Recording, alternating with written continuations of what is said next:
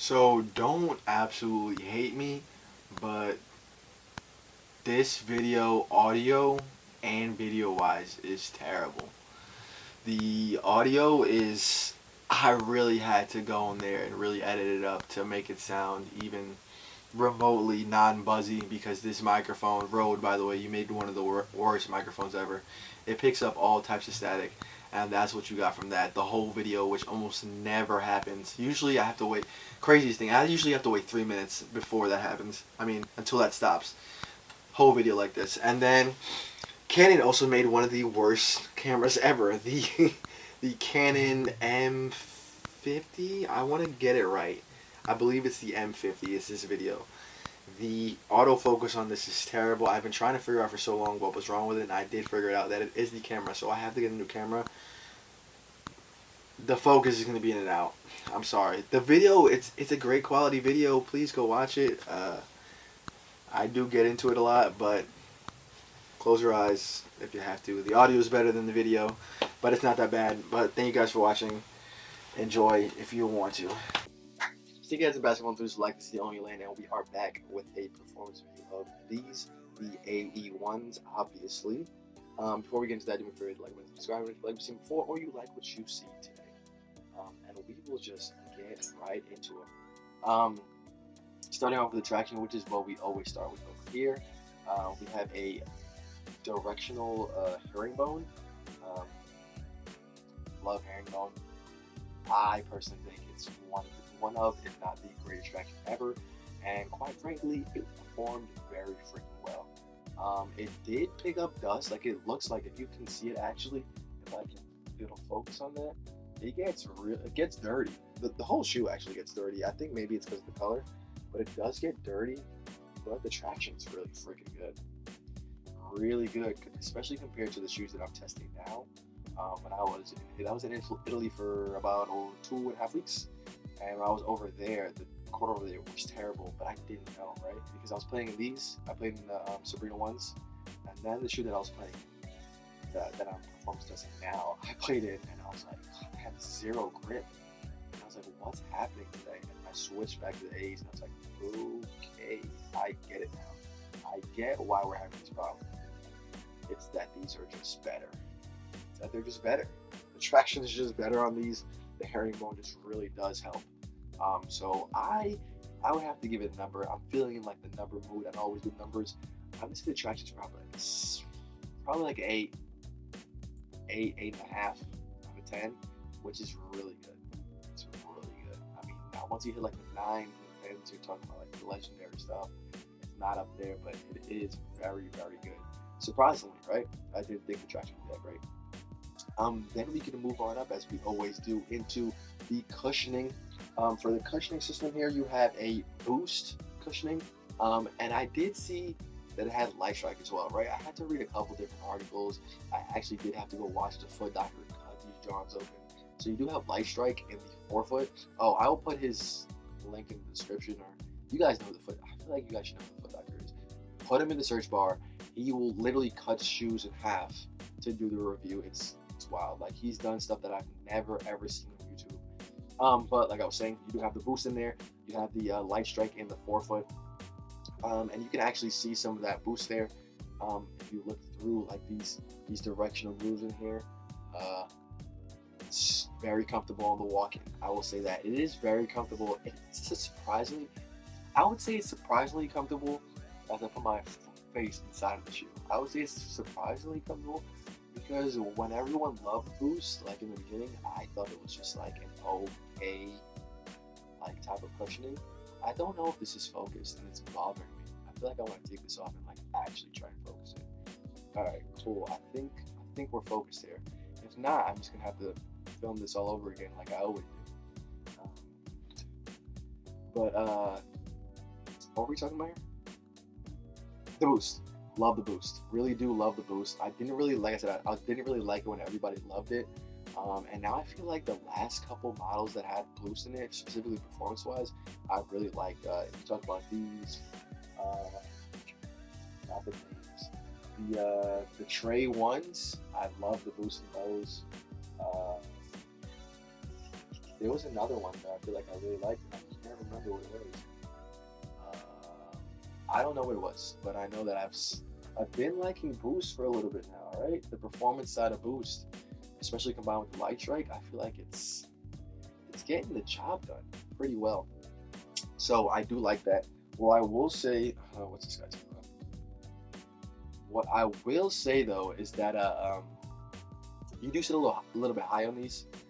You ride a little bit high, and I did notice it right away, but I think I wore the Sabrinas one day, like into the gym, and then I put these on, and I was like, okay, this is a little high. If you're wondering where I'm looking at my phone, I always tell you I am looking at my notes, and that's how I get my reviews correct.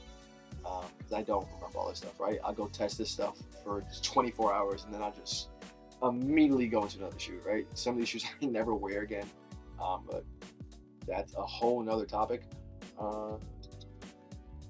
And moving on up from the cushioning, we can talk about lockdown. And lockdown for me encompasses a couple of different things, and that includes how the laces feel, the material, whether you're sliding around in there. It encompasses a couple of different things, and the lockdown on here is not bad. But because of, I feel like, the lack of breathability, and I'll get to that in just a second, I feel like you slide a little bit too much in there. I would say the lack of breathability in combination with the sizing, right? Adidas, for some reason, for years has had a sizing issue, where if you go true to size, I think they were always bigger, so you would have to go down a size. But then sometimes you go down a size, and they're just always off. Something about the sizing is always off. You go and you get the size that you think you're gonna be able to wear, and it's just never what you expect it to be. So I went and I got an 11 and a half. This is an 11 and a half. And I had to change out the laces because I feel like maybe I had to tighten them a little bit more. And when I did tighten them, it wasn't like staying tight. So I had to switch out to these laces, which was able to stay tight a little bit longer. And then even then, and I don't know if it's because of like the size difference or the size issues that we had, or because of what I felt was like a lack of like a lot of breathability despite the test. If you see the shoe doctor's test, air flows in and out of these very well. So it was surprising to actually see that test and then like do this. It's surprising to see that test after the breathability issues that I felt that I had, because like I would play in the shoe, and not only would my socks move around, but like when I took off the shoe, the whole insole would just slide out with me, like literally the entire insole. And I don't think it would just like I would take my foot out and it would just shoot come out with me like this, like literally slide out like this. This is how the shoe ended up being. Now I would just leave it like that because I'm tired of putting the insole back in. Speaking of the insole, if you want to go back to comfort or cushioning, there's nothing in this. This is just like a flimsy insole. You can put your own insole in there. I try not to do that because I try to get to like an actual performance test of what they actually give you. If you want to go get an insole, I mean, feel free to go get an insole. I just try to keep like as accurate to the actual shoe as possible. But yeah, besides that, I feel like I'm not sure, man. I think this is one of those, if you can go in store and try them out, then try them out. For me, I always go half a size up, and I feel like it wasn't too bad. Maybe half a size down might have helped, because then I wouldn't have to tighten the midsole like that, or the midfoot area like that. But I'm going to say, my recommendation is going to be half a size down. That's going to be my personal recommendation, half a size down. But if you can go in stores and try it out, 100% just go do that. I know the colorways have been selling out. All of them have sold out so far. So if you can, if you are lucky enough to go in there and try them out, do it. But if not, have a size down. It's my personal recommendation. So moving on, we can talk about materials, and in that I will also talk about comfort, because I feel like that was like a little bit of a combination there. With the materials here, you have a knitted upper. You can obviously see that, and then you have this like TPU overlay stuff here. Very in like a honeycomb pattern. I think that this is very unique. That's one of the big things that I loved about this shoe. That is just very unique looking. The light just doesn't capture what I wanted to. There's the honeycomb that you can see there. That was supposed to provide viewability. I didn't feel it. If you guys felt it when you guys did your own performance reviews, by all means, but I just didn't. I will read to you what my note says, which is that the upper was super stiff, yet the material on the outside felt good. So what I meant by that was, right, this TPU stuff, it's if you can just see me pushing on it, that's really how soft it is. Like it is literally that soft, right? It's bendable. It's not gonna You're not gonna get much twisting because the TPU shank that you have in here that runs on the inside or on the outside. I'm sorry, on the bottom of the foot. You can literally see it. It's that red part there, and that really does prevent side to side movement. I don't know if you can see that. Get a little closer. Those red areas right there. That's that shank that they have here. That shank system. I think that was pretty cool. And it was actually not like it wasn't restrictive, and it not that it was comfortable, but combined with like the boost and the light strike, it was actually comfortable. What wasn't that comfortable was this knitted material, right? For some reason, it had a break-in time, which I don't feel like I've ever had with knitted material. And it was like a little stiff, especially on my first tryout specifically.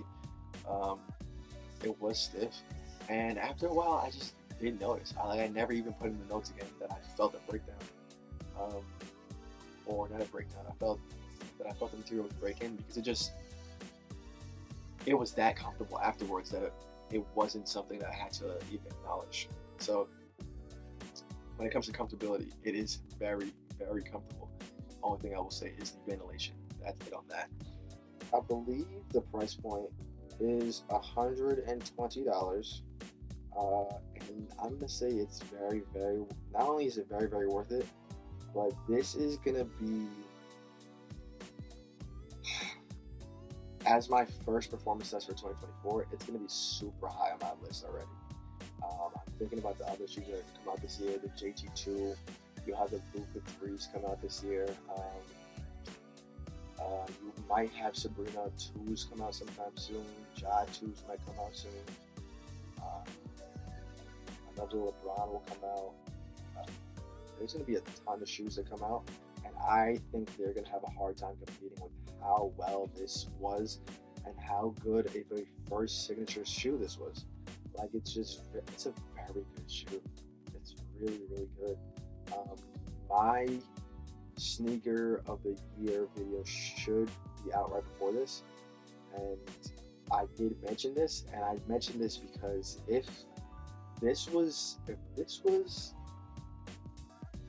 didn't add this on 2024, this might have been a top 2 shoe for me. It might have dropped the Sabrinas down.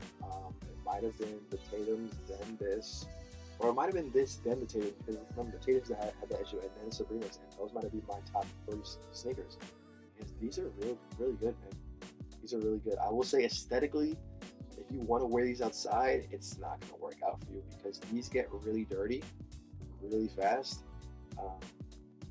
And Adidas made that a thing, right? They were so I think there's a great article, and this is going to be the last thing because I know this video is running a little long. There's a great article of Footwear News. I've never even really heard of them. I will actually link that article because that's how good this article was. And they I believe either somebody at Adidas or the creator, they talked about how they were trying to go away from having the basketball shoe be aesthetically pleasing, right? That's like been one of the main things for the sneaker industry, right? Within like the last, I would say, 10 plus years. They wanted like people to buy basketball sneakers and also want to wear them out, and Adidas went away from that. They're like, look, if we want to make a performance sneaker, like this is what we want to do. We don't want to have to feel like we have to force ourselves into doing performance and like a wearable shoe outside. And they specifically talked about the Devin, the Book ones, which is the Devin Booker ones, which haven't released yet, but should release in like the next week or two. And they talked about how they're not trying to do that. Like they understand the issue that they're having, but they're not trying to do that. That's not their thing. They wanted to make a performance basketball sneaker, and that's what they did, and it does very well. And I'm looking actually forward to testing more Adidas shoes this year. I want to do the 7s, the James Harden 7s, before they release the Volume 8s, which should be coming out soon. I want to do the Don 5s. Hopefully I'll have my brother do those. He does like Don, so it's easier to just like slide those over to him. What else do I want to do? The trade threes I still want to do. There's just so much to get done. But thank you guys for watching. Do me a favor, the like button, subscribe button. I have a ton of videos that I'm supposed to have coming, and I just haven't done. Why? I've been super busy, super lazy, super unmotivated. I'm always motivated to like go and play basketball, but to like go and edit these videos, it's just like it's very draining. It's very draining. Um, I feel like it's very draining because I don't have the setup that I need. If somebody wants to go and buy me like a MacBook desktop, I forgot what they're called. Not the Mac Mini, the Mac Pro, or whatever, and the setup. If I have that all set up, I will fly through these these edits. But with the laptop, it's just a pain in the ass. Hooking up the hard drive and then disconnecting it because the computer's dying, and then it's a pain. But thank you guys for watching once again. So I'm afraid to hit the like button, subscribe, and if like we've seen before, you like what you saw today. This is the only thing. I'm out of here, y'all.